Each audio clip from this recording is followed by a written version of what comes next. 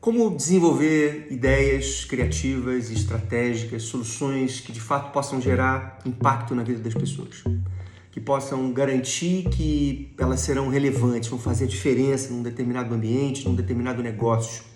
Como fazer com que essas ideias também gerem menos impacto ambiental e mais impacto social e que de alguma forma possam ser originais e possam gerar resultado. A gente persegue esse tipo de caminho, esse tipo de ideia desde o início da Tátil, já há 33 anos.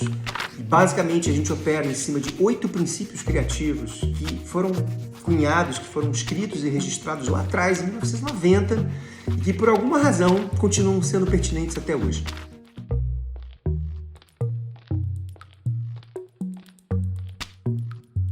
Então, o primeiro deles é, obviamente, o que tem a ver com a nossa origem, que é a inspiração na natureza.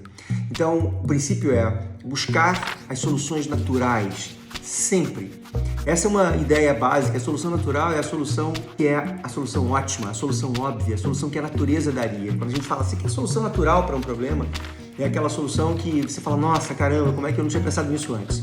A natureza pensa em tudo, está aí há bilhões de anos desenvolvendo uma série de ideias brilhantes, precisas, e eu costumo brincar que são ideias que são open source, porque Deus não cobra direito autoral. Então você pode ir lá e se apropriar da ideia que ele fica feliz e celebra, porque são ideias que vêm prontas, que vêm sustentáveis, que vêm gerando valor compartilhado.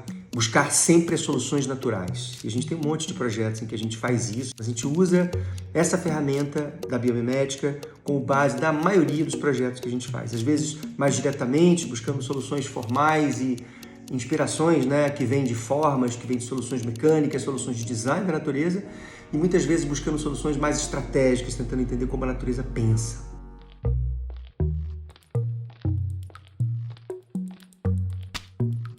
O segundo princípio é trabalhar muito para chegar no muito simples, porque a solução natural é a solução mais simples, de um modo geral, a solução otimizada. E a gente persegue sempre essa ideia de que você precisa tirar tudo que está sobrando e deixar só o que interessa. Então, enquanto você tiver com a sensação de que aquela ideia tem ruídos, tem mais elementos do que precisa, você não consegue explicar muito rapidamente, não é sintética, é porque ela não está pronta.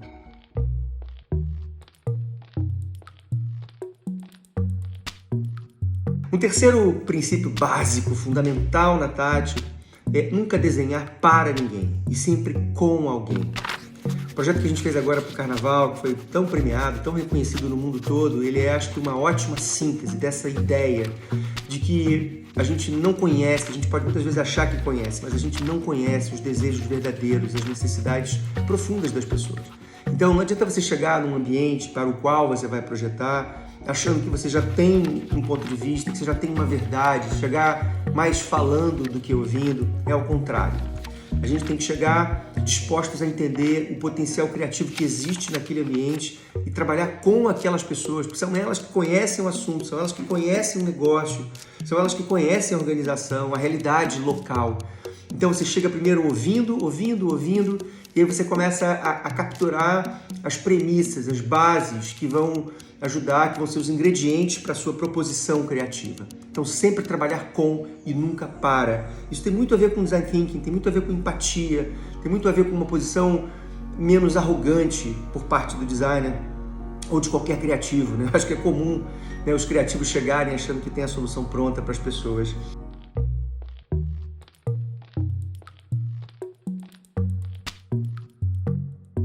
O quarto princípio é entender e respeitar o desejo dos materiais por determinadas formas.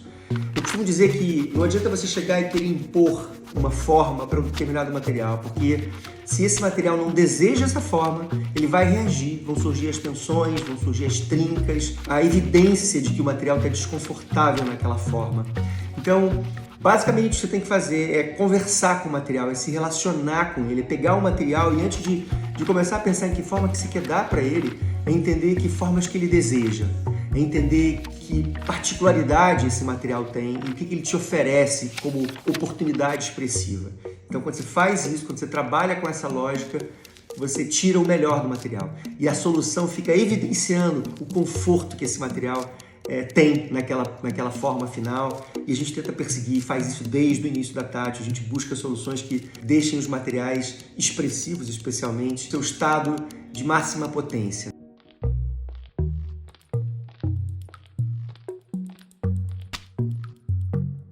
quinto princípio é o princípio que diz que você precisa buscar a sintonia fina entre corpo e alma. Isso tem muito a ver com branding. O branding, quando a gente opera no desenvolvimento de uma marca para uma determinada companhia, uma determinada organização, a gente entende que essa marca tem duas dimensões. Uma dimensão que é a alma, que é a dimensão onde moram todos os aspectos objetivos, o propósito, a visão, a missão desse negócio, a razão dele existir. É tudo que é subjetivo, tudo que você não toca, que você não interage diretamente. E tem uma dimensão que é a dimensão do corpo, que é exatamente a dimensão que manifesta e que deve estar a serviço dessa alma. Uma marca viva, como a gente diz, é uma marca que tem a sintonia fina entre o corpo e a alma, ou seja, é uma marca que consegue criar um repertório expressivo e se relacionar com as pessoas através de um conjunto de expressões que são a materialização de um conjunto de ideias. Então acho que talvez o case olímpico seja um bom exemplo, né, de uma marca, de uma solução gráfica, de uma solução expressiva que traduz um conjunto de ideias, um conjunto de valores, e é o que a gente persegue sempre. Porque você pode ter um conjunto de ideias, um conjunto de valores e um posicionamento incrível que, se não for manifesto de uma maneira potente e vigorosa, você não consegue comunicar as suas ideias. E você pode ter uma marca incrível, uma solução, um repertório, uma linguagem expressiva poderosa, que, se não tiver a serviço de ideias profundas e verdadeiras e especialmente pertinentes para aquela organização, para aquela marca, também servem de pouco, não param de pé.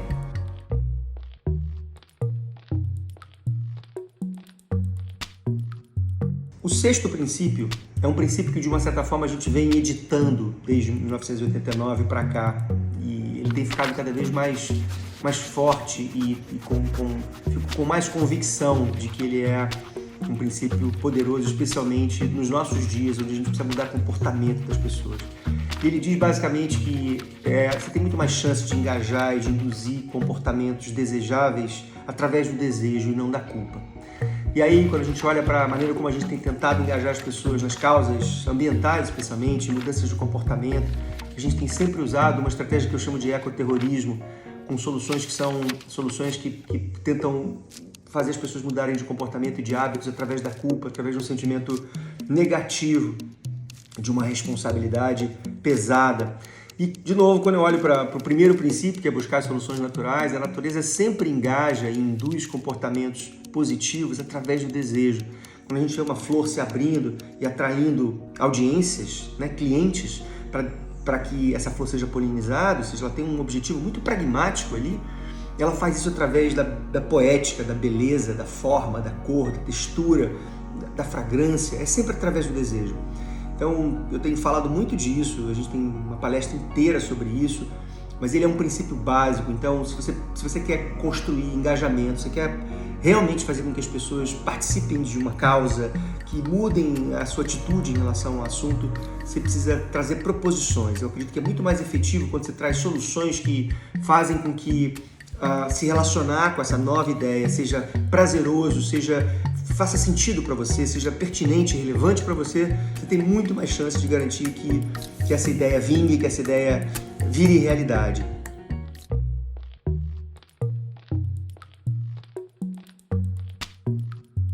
Depois, o sétimo princípio é buscar as soluções de baixo impacto ambiental, mas de alto impacto sensorial.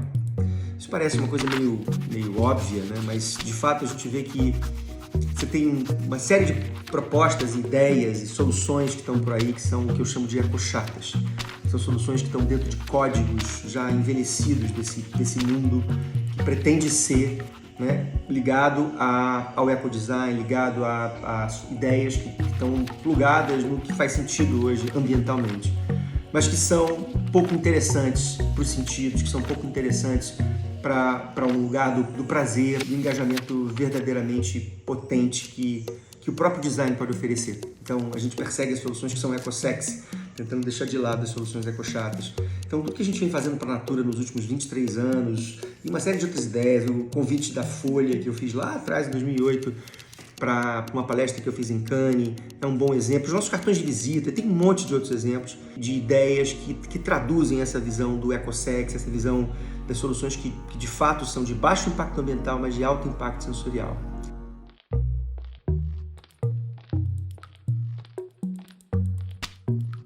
O último princípio, que é o princípio cada vez mais verdadeiro, que tem muito a ver para mim com o DNA do brasileiro, mesmo nesse momento tão difícil que a gente vive, da nossa natureza, é reconhecer que a nossa força vem da soma das diferenças.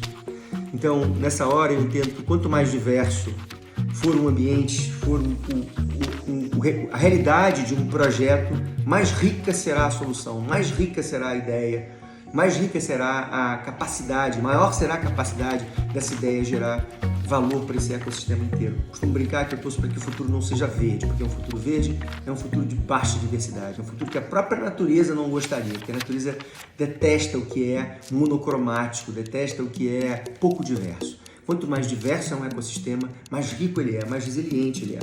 Então a gente tem procurado isso, ampliar a diversidade dentro do nosso próprio ecossistema, com pessoas hoje do Brasil todo e trabalhando no mundo todo, pessoas com perspectivas diferentes sobre a vida. Isso enriquece as ideias. Então é o que a gente precisa perseguir, é o que tem a ver com inovação essencialmente, ou seja, você precisa ter múltiplos pontos de vista para de fato propor ideias que sejam inovadoras, que sejam transformadoras. Então quando você junta isso tudo, você chega num conjunto de princípios, de lentes que na nossa percepção fazem muita diferença no projetar, e é o que a gente vem fazendo há 34 anos, que a gente queria muito compartilhar com vocês aqui nesse vídeo. E é claro que aqui eu estou passando uma versão super compacta, né, desse jeito tátil de projetar. E a gente tem todo o desejo de poder ir compartilhando cada vez com mais profundidade com vocês esse jeito que tem feito muita diferença na nossa história, na nossa vida, na nossa trajetória. E a gente espera que possa de alguma forma ajudar vocês também no lugar onde vocês estão, criando, inventando coisas de que essas ideias possam cada vez gerar mais impacto no mundo.